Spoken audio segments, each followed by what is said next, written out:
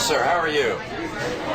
I'm one person who will not vote for a Mormon. Oh, is that right? Can I shake your hand anyway? No. Okay. Nope. Mormons, the consummate American religion. Nowadays, Mormons are seen as strange, if nice, versions of Christians. But when Joseph Smith spread his beliefs in the 19th century, Mormonism was seen as an insane, heretical, and dangerous cult, and faced violent suppression in the United States. After Joseph Smith was killed by an angry mob in Illinois, Mormons led by Brigham Young headed west to establish a colony where they would be free from oppression, which later became the state of Utah. This settlement actually came into conflict with an expansionist United States seeking to impose restrictions on their religious liberty, which led to the Utah War from 1857 to 1858. Today we're covering Mormon secessionism and the dream of the state of Deseret.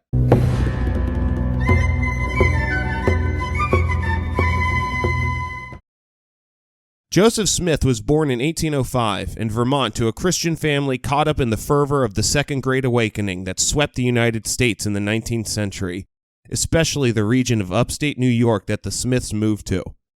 In 1820, the young Joseph had the first of a series of religious experiences which led him to found the Church of Latter-day Saints, called Mormons by outsiders, in reference to the Book of Mormon, a scripture Smith claimed was revealed to him by an angel of the Lord. Smith and his growing number of followers moved first to Ohio and then, after a disastrous failure of the Kirkland Safety Society, the primary Mormon banking institution, to Missouri in 1831. In Missouri, the Mormon movement grew, and settlers came seeking Smith's spiritual leadership. However, the close-knit religious organization drew significant negative attention by Gentile, non-Mormon, residents, and Mormons were displaced from different parts of Missouri several times, culminating in the bloody 1838 Mormon War, where the Missouri governor Lilburn Boggs ordered all Mormons to leave the state or to be exterminated. The Latter-day Saints found a new home in Nauvoo, Illinois, and started building their Nauvoo Temple, a huge stone building that was to be the center of their nascent religion. Indeed, by 1844, Nauvoo was probably second only to Chicago in size, with 12,000 Mormon settlers. Smith was the mayor of the city, as well as the general of the considerably sized Nauvoo Legion, a 2,000-man-strong Mormon militia. Likely drunk with power, Smith led a mob to destroy the press of a newspaper of a Mormon apostate. When he was jailed for this, his Nauvoo Legion broke him out, but he was killed in the skirmish. The magnificent Nauvoo Temple was burned down by a mob in 1848 and was not rebuilt until 2002. Brigham Young, Joseph Smith's successor, led the Mormons on an exodus in 1845 westward through Iowa Territory, wintering in Nebraska, then unorganized territory, and crossing the border between U.S. control and Mexico's, ending up in the Salt Lake Valley while the Mexican-American War was raging in the South. A Mormon battalion served in the war, mostly as proof that Mormons were not disloyal and treasonous as they were seen in Illinois and Missouri. Salt Lake City was founded in 1847, and after the 1848 Treaty of Guadalupe Hidalgo transferred ownership of the land from Mexico to the United States, Brigham Young and his followers were anxious to have their colony be the center of a great new state of the U.S., Deseret. In 1850, American Congress somewhat answered their petitions, creating the Utah Territory and appointing Young as governor. Young, a loyal disciple of Joseph Smith, believed in the ideology of Theodemocracy. While sometimes misinterpreted, especially in their time, as an authoritarian theocracy, both Smith and Brigham were dedicated Jacksonian Democrats. And Theodemocracy was really a faith-based adherence to the U.S. Constitution, free trade, and laissez-faire. Unfortunately, their affinity with Jackson and the Jacksonians also included support for slavery, and Young expanded the practice into the Utah Territory, which at the time consisted of most of Nevada and a chunk of western Colorado as well. At this point, the Mormons had a pretty sweet deal, but the revelation of systemic polygamy in the Utah Territory outraged Gentile Americans, and in 1857, incoming President Buchanan sent federal troops to stop the practice and remove Brigham Young as governor. The Mormons, well used to violent suppression, were ready for a fight.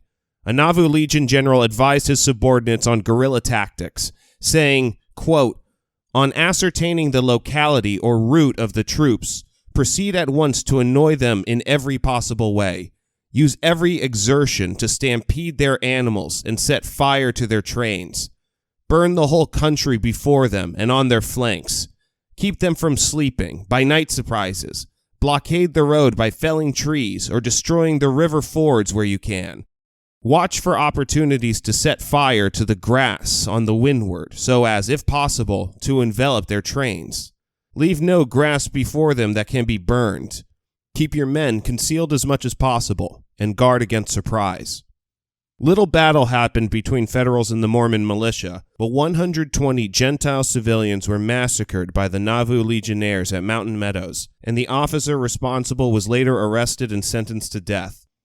The actual conflict was resolved peacefully. Young stepped down as governor, and a full pardon was granted to the Mormons after they accepted U.S. authority, thus officially ended any mass separatist movement among the Latter-day Saints.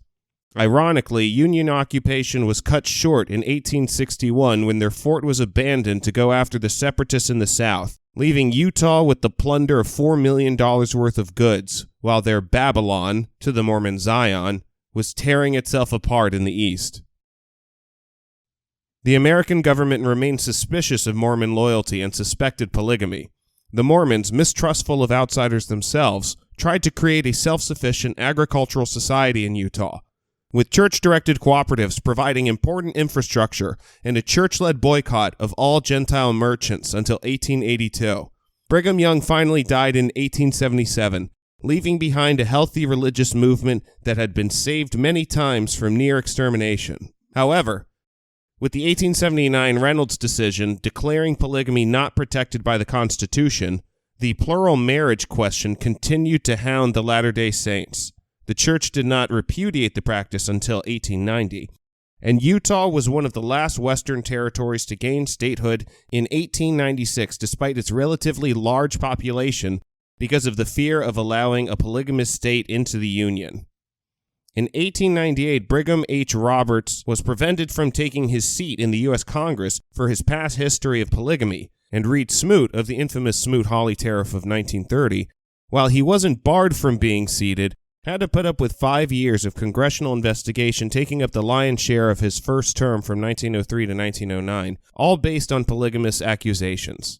Through this time, the church continued to grow quickly during the first half of the 20th century, and the Mormon faith became more accepted in the greater American consciousness. While mainstream Mormons have totally rejected the tradition of polygamy, some dissenters have seen repression by Gentile governments, most prominently in the Short Creek Raid of 1953, where 400 polygamous Mormons, including 150 of their own children, were rounded up by the Arizona National Guard, some never to see their children again. The Church of Jesus Christ in Latter-day Saints has grown steadily through the 21st century and currently has 6.7 million members in the U.S., dominating Utah, but having significant influence on neighboring western states and Hawaii as well. In the past few years, some radical Mormons have created a DesNat, or Deseret Nationalist community online, advocating a return to the independent state their forefathers founded 150 years ago. This revival is in its infancy, but if Mormons do return to their tradition, if they follow the ideology of Theodemocracy, they will be a very welcome liberal force among pan-secessionists in the world. Unlike an issue like slavery, polygamy no longer elicits the kind of murderous reaction among Gentiles. So an independent Utah of Latter-day Saints may feel free to embrace their former beliefs on marriage. After the persecution Mormons have suffered over their history, at Springtime of Nations, we have nothing but well wishes for them. Long live Deseret, and may 1,000 flowers bloom. Come ye saints, come ye saints, come ye saints, come ye saints, come ye saints, come ye saints, come ye saints, come ye saints, come ye saints, come ye saints, come ye saints, come ye saints, come ye saints, come ye saints, come ye saints, come ye saints. Come, ye saints, no toil, no labor fear, but with joy wend your way. Though hard to you this journey may appear,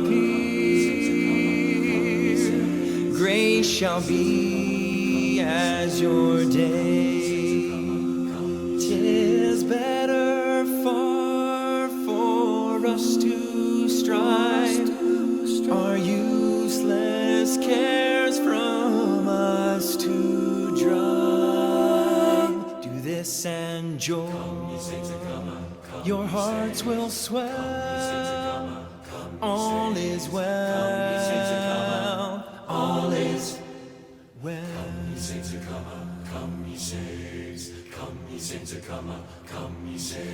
Why should we mourn or think our lot is hard? 'Tis not so, all is right. Why should we think to earn a great reward if we now shun the fight? Gird up your loins, fresh courage take. Our God will never us forsake, and soon we'll have this tale to tell. All is well, all is, we'll find the place which God for us prepared, far away in the west, where none shall come to hurt or make afraid. There the saints will be blessed. We'll make the earth with music ring, shout praises to our God and King. Above the rest, these words will tell. All is well, all is well.